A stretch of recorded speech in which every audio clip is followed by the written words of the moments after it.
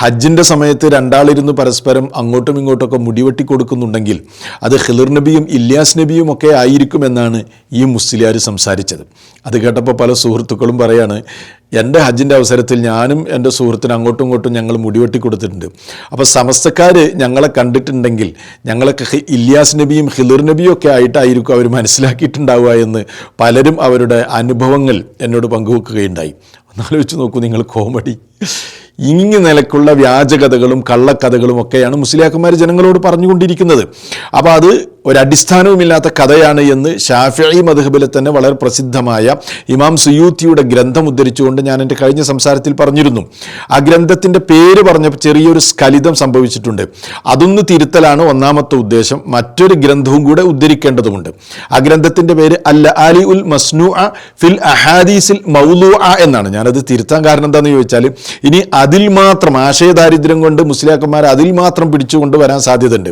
അപ്പോൾ അത് പറഞ്ഞപ്പോൾ നാക്കിൽ വന്ന ഒരു പഴമാണ്, അത് ഇവിടെ തിരുത്തുകയുമാണ്. ഇനി മറ്റൊരു ഗ്രന്ഥവും കൂടി ഞാൻ നിങ്ങൾക്ക് പരിചയപ്പെടുത്തുകയാണ്. മഹാനായ ഇമാം സഖാവി റഹിമഹുല്ലയുടെ ഗ്രന്ഥമാണ്. ആ ഗ്രന്ഥത നിങ്ങൾ കാണുന്ന ഈ ഗ്രന്ഥം അൽ മഖാസിദുൽ ഹസന ഫി ബയാനി കസീരിൻ മിനൽ അഹാദീസിൽ മുസ്തഹിറ അലൽ അൽസിന. ജനങ്ങളുടെ നാവിലൂടെ പ്രചാരത്തിലുള്ള പല ഹദീസുകളും, അതിനൊന്നും ഒരു അടിസ്ഥാനമില്ല, അത്തരം ഹദീസുകളുടെ നിജസ്ഥിതി പറയാൻ വേണ്ടി ഇമാം സഖാവിയുടെ ഒരു ഗ്രന്ഥം. ആരാണ് ഇമാം സഖാവി?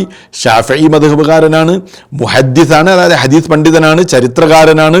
മാത്രവുമല്ല പ്രസിദ്ധനായ അൽ ഹാഫിദ് ഇബ്നു ഹജർ അസ്ഖലാനിയുടെ പ്രമുഖരായ ശിഷ്യന്മാരിൽ ഒരാളുമാണ്. അദ്ദേഹത്തിൻ്റെ ഗ്രന്ഥത്തിൽ നിന്ന് ഞാൻ വായിക്കുകയാണ്. ഒരു അധ്യായം തന്നെ കാണാം. ഇല്യാസ് നബിയും ഖിളിർ നബിയും ഹജ്ജിന് ഒരുമിച്ച് കൂടുന്നതുമായി ബന്ധപ്പെട്ട് പറയുന്ന അധ്യായം. ആ അധ്യായത്തിൻ്റെ താഴെ അതിൻ്റെ നിജസ്ഥിതി അദ്ദേഹം പറയുകയാണ്. വഹുവ മുൻകറും മിനൽ വജ്ഹൈനി. അതിന് 2 റിപ്പോർട്ടുകളുണ്ട്. 2 റിപ്പോർട്ടുകളും അസ്വീകാര്യമാണ്. രണ്ടാമത്തെ റിപ്പോർട്ടിൻ്റെ കാര്യം തീരെ പറയല്ല, അത് അങ്ങേയറ്റവും ദുർബലമാണ്. എന്നിട്ട് അദ്ദേഹം പറയാണ്, ഇലാ ഗൈരി ദാലിക മിമ്മാ ഹുവ ലഈഫുൻ കുല്ലു.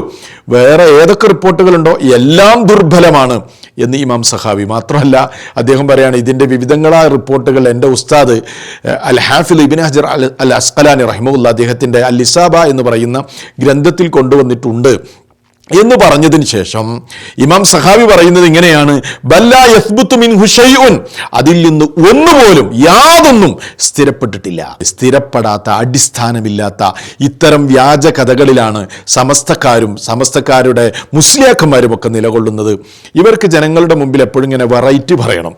ഈ വെറൈറ്റി പറയുന്ന ഇതേപോലുള്ള കുറേ സാധനങ്ങളുണ്ട്. അവസാനം അവർ പോയി ചാടുന്നത് വളരെ ആഴമേറിയ പടുകുണ്ടിലായിരിക്കും. അതിൽ നിന്ന് കയറിപ്പോരാൻ വലിയ പ്രയാസമായിരിക്കും. അതാണ് ഈ മുസ്ലിയാരുടെ വിഷയത്തിലും നമ്മൾ കണ്ടത്.